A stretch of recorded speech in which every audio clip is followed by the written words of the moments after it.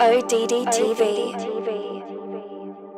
So, on January 3rd, 2018, there was a major malfunction on what's called the International Space Station. In a video on NASA's YouTube channel called Space Station Crew Members Discuss Life in Space with the Media, the three astronauts all disappear simultaneously while the background layer of the ISS remains intact. Thank you very much again. Thank you for your time. Have a good flight and many more exciting experiments on the orbit. Thanks a lot.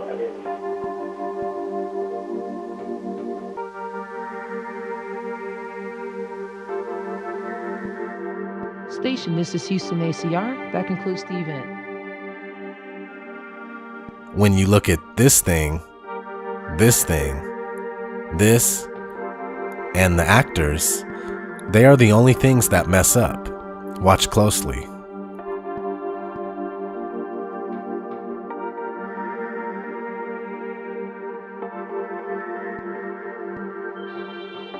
This is a big deal because it means without any doubt whatsoever that there was live editing and video manipulation. Not only would the background get scrambled as well, but these guys wouldn't all disappear at the same time. So check that one out on NASA's channel. I'll leave a link in the description.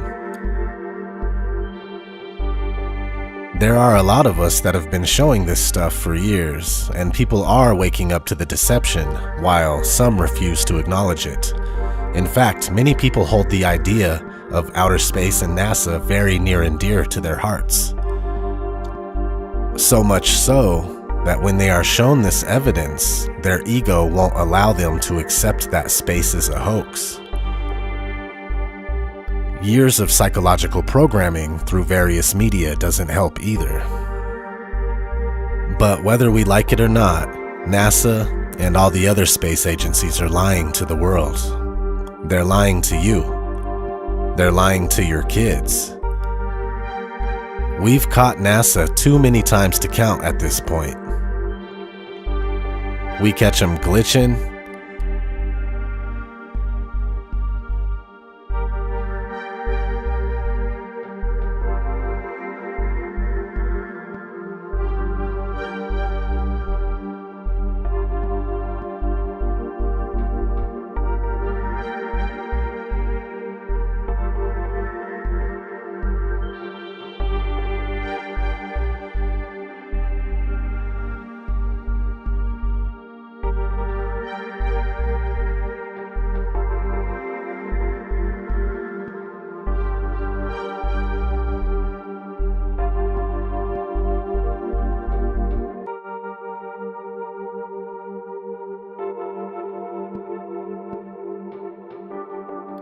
There's this one video where the actor is going around a corner and he is faded out before making it completely out of the viewer's sight.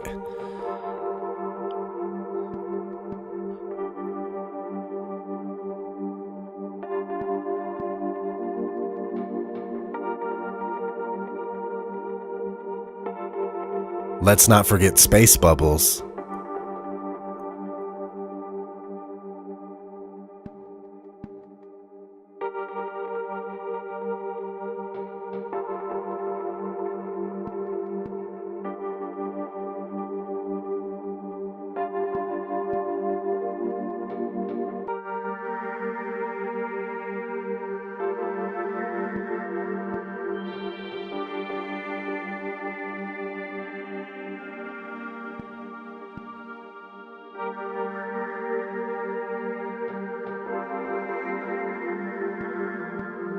Dave Williams about to move out of the Quest airlock. Those particles that you see emanating from the airlock is said by the EVA officer Paul Baim in Mission Control to be particles of water from the crew's sublimators on their spacesuits. There you go. Come up a little bit there. Okay.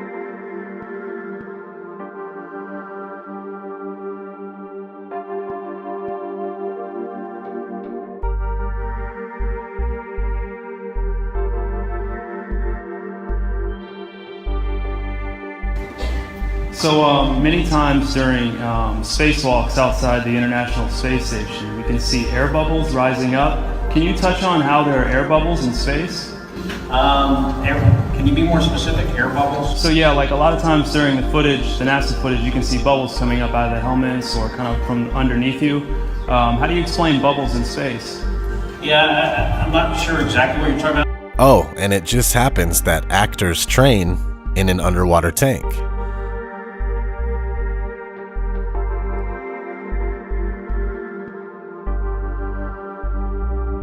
NASA tells us that the Earth is photoshopped because it has to be. It is photoshopped, but it's has to be. Then There was another layer to sort of simulate the atmosphere. and then there's this little bright spot. It's called the specular highlight. So it's the reflection of sunlight off of water. Those are the pieces, but you can't just slap them all together. It just didn't look realistic. It looks kind of flat, or the clouds are sort of too see-through. So I just hit Command Z a lot. There's artistry to creating the world. What I imagine it to be. Unfortunately, I'm not an astronaut. I've never been to space. Some NASA actors say that you can totally see stars when you're in space. Whilst in space, have you ever looked away from Earth into the black void? Yeah. All because the you time. can see. Because you can see the stars. Oh yeah. You know, and pretty much all the time you can see the stars. Yeah. It's not which a is black cool void. thing. I mean, it's black, but there's all kinds of little polka dots. There's all the stars there, and the cool thing is about it, you can see it during the day. Yeah, you can, and there's more than stars. You can see planets. You can see moons. You see the gas Magellan clouds of the Milky you Way see galaxy. the Magellanic clouds. Magellanic. See, I just wanted the Magellan well, there's a large clouds. one I didn't and a want small to one, right? Yeah. And then you can see the zodiacal light. Whoa. But the NASA actors from 1969 say that you can't see the stars in space. We were never able to see stars from the lunar surface or on the daylight side of the moon by eye without looking through the optics. I don't recall during the period of time that we were photographing the solar corona what stars we could see. I don't remember seeing any. You can see the stars. Oh yeah. You know, and pretty much all the time you can see the stars. I don't remember seeing any. NASA says that we can't leave low Earth orbit.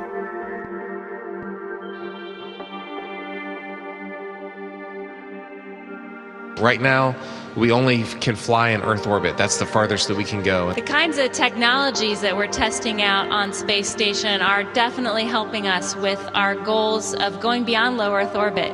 Early in the next decade, the set of crewed flights will test and prove the systems required for exploration beyond low Earth orbit. And this is really the beginning, I think, of human beings leaving low Earth orbit. One thing I really want your generation to embrace is that the Earth is a closed system. We cannot leave the Earth.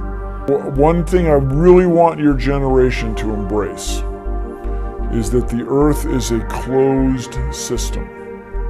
We cannot leave the Earth.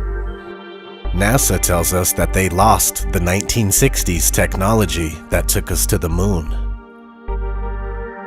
I'd go to the moon in a nanosecond.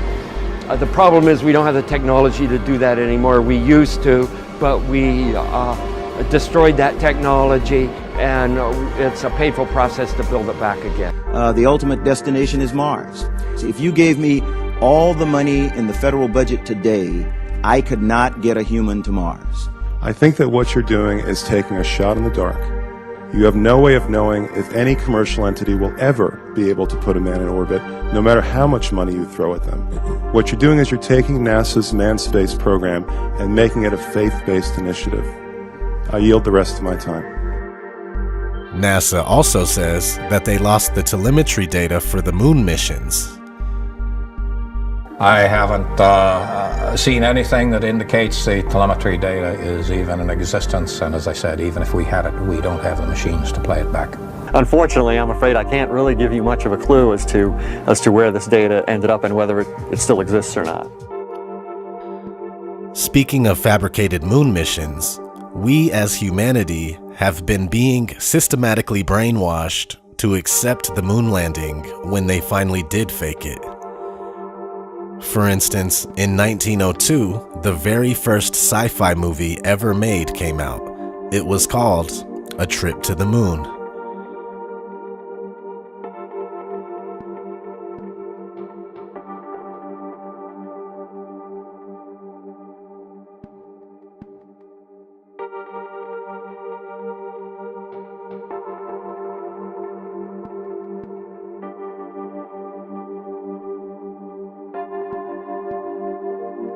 The guy who made this, George Méliès, made all sorts of similar short movies around the same time. The Astronomer's Dream,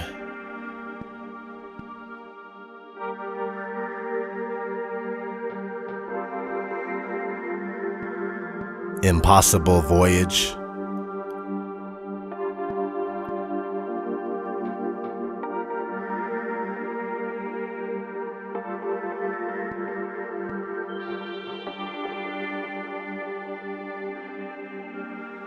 Courtship of the Sun and Moon,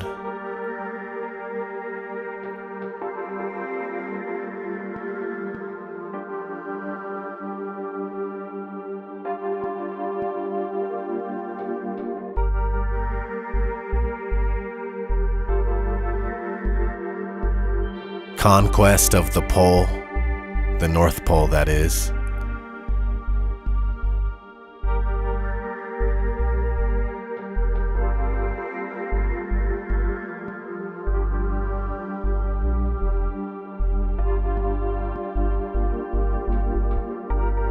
Anyway, more pre-moon landing movies that conditioned us mentally were Destination Moon from 1950,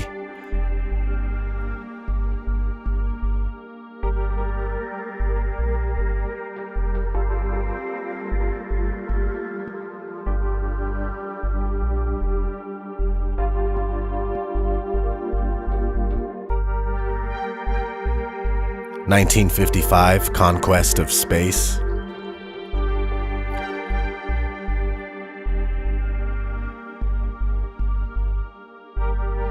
1958, From the Earth to the Moon.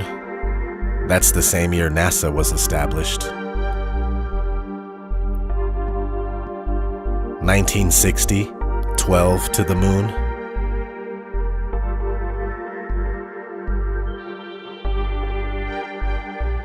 Then, in 1962, JFK gave his famous "We choose to go to the moon" speech. We choose to go to the moon. We choose to go to the moon in this decade and do the other things. Followed by more mental conditioning in First Men in the Moon, 1964.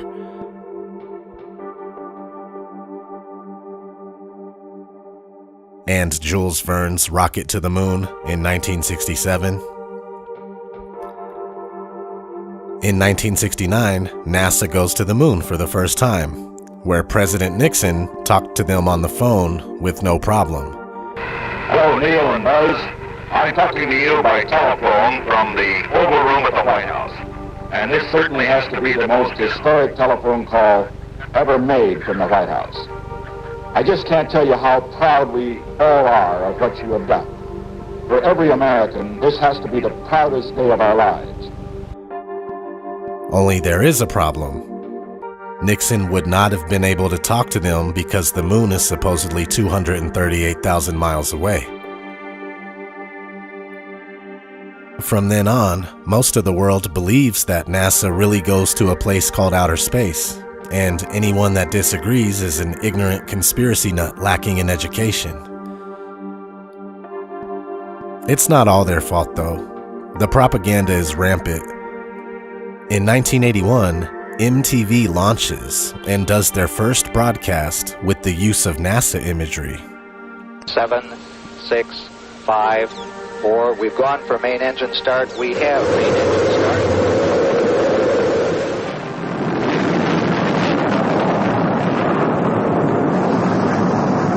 Ladies and gentlemen, rock and roll.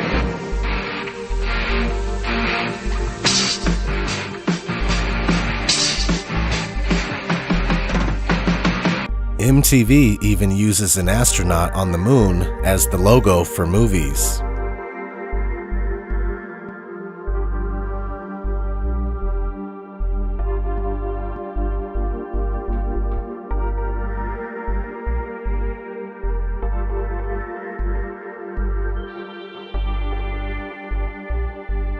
And they give out the astronaut statue for Best Music Video Award.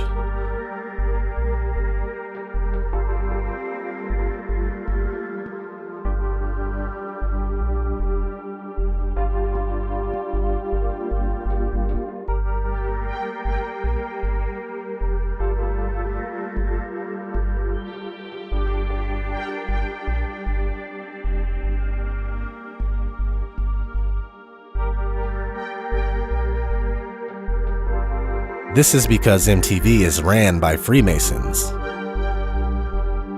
They even operate out of a Freemasonic temple.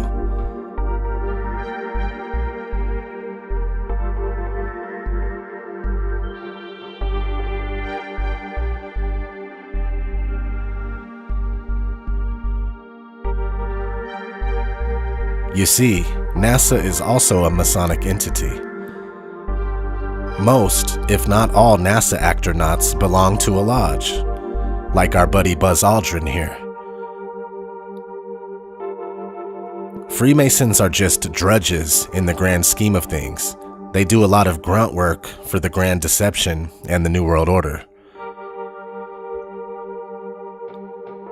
Freemasonry is a Jewish establishment whose history, grades, official appointments, passwords, and explanations are Jewish from beginning to end.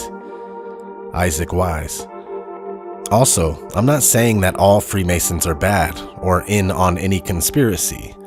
There are certain lodges and certain individuals and families that are privy to the teachings of the mystery schools because of their social status. It's not for your average Freemason that joined the local lodge down the street. Anyway, back to Buzz Aldrin. This guy has lived his whole life being a puppet for a more sinister power. He is still 100% under oath to obey today. Here he is at some fashion show with Bill Nye. Looking good, Buzz, looking good.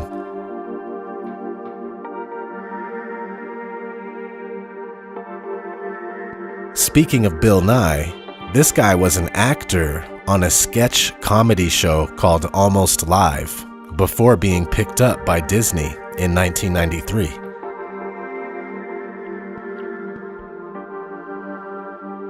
We all love Disney, right?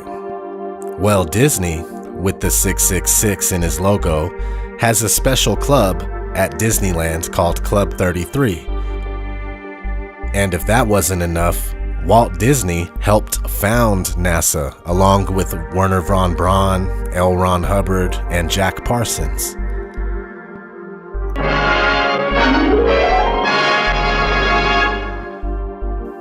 Here to introduce you to this new series is Walt Disney. In our modern world, everywhere we look, we see the influence science has upon our daily lives.